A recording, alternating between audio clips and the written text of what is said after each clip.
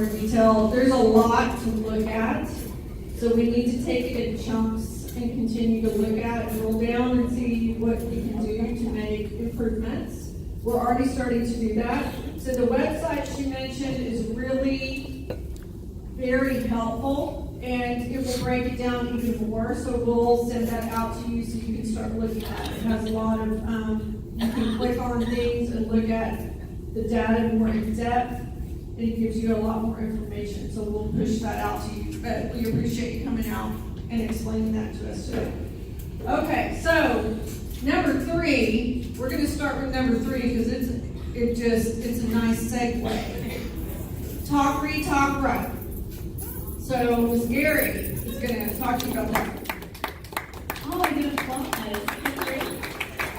Good afternoon, everybody. So, Talk, Read, Talk, Write. I think Ms. Ayers just set up a wonderful platform to jump into this because she talked about the importance of English throughout our entire campus and cross-curricularly. And so Talk, Read, Talk, Write, of course, we all had some exposure to that through our administrative sessions last week or the week before.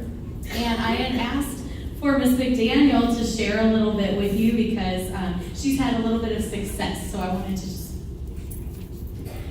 All right, so I'll just share with you my experience with the TWTR, or TRTW.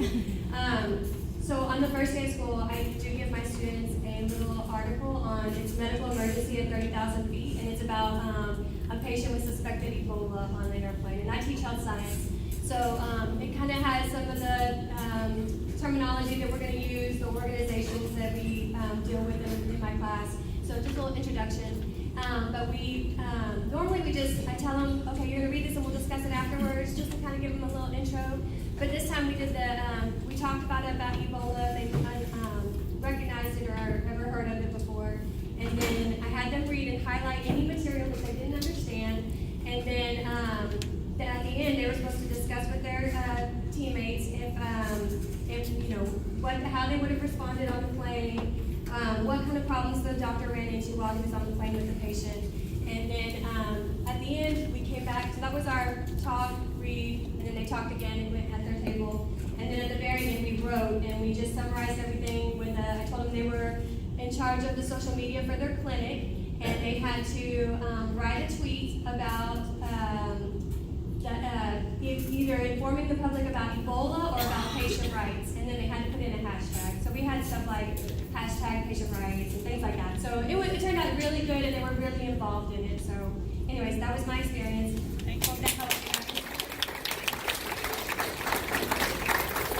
So I just wanted to get somebody outside of the English department to share how we can do reading and writing across the curriculum. Also, I don't know if you've been checking your email, I just sent it.